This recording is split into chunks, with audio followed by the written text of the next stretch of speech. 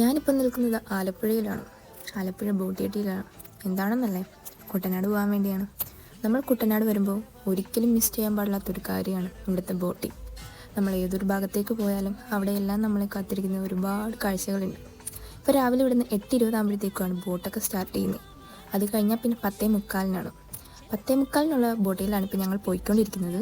Boat ഇപ്പോൾ ഇവിടുന്ന് start ചെയ്തിട്ടേ ഉള്ളൂ. ഈ കാഴ്ചകൾ തന്നെ എത്ര കണ്ടാലും മതി വരില്ല എന്നുള്ളതാണ് സത്യം.